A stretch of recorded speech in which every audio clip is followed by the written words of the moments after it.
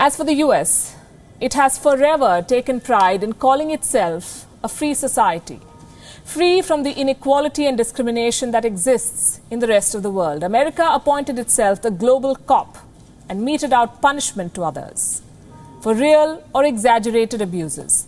It invaded countries, attacked countries to uphold democracy, it said, and to uphold human rights. It passed resolutions on others. It poked its nose in everybody's business, all the time portraying itself as a torchbearer of human rights. Well, now the mask has come off again. Let me explain with examples. July 2018, the people of Nicaragua hit the streets calling for democratic reform. The White House was the first to condemn what it called human rights abuses by the regime of Daniel Ortega. January 2019, Iraq, a country America has exploited for decades, was hit by violent protests. The White House condemned the deadly violence and urged Iraq's government, listen to this, urging Iraq to exercise maximum restraint. And just very recently, New Delhi was rocked by violence after months of protests. Do you know what the US did? The USCIRF, a US government body, declared that secularism in India was dead. It downgraded India to the lowest rank possible on the Human Rights Index. India was placed in the league of the most secretive and most authoritarian regimes the world has known. North Korea, China and Pakistan were in the same category as India. The USCIRF even recommended sanctions against India. What would this body recommend against America now? Which category will it place the US in for the daylight murder of a black man? And for the president threatening to have the protesters shot, what sanctions does it recommend?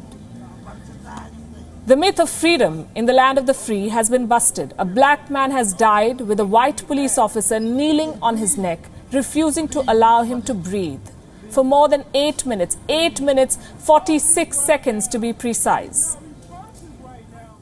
A black journalist covering the protests is handcuffed and arrested on air.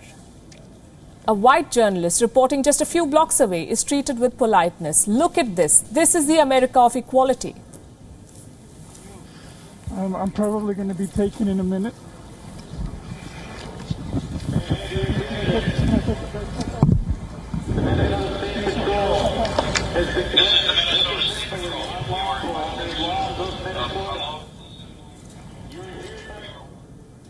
Policemen are ramming their SUVs into crowds of protesters.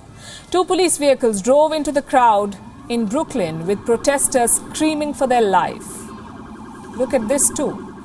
This is the America of maximum restraint.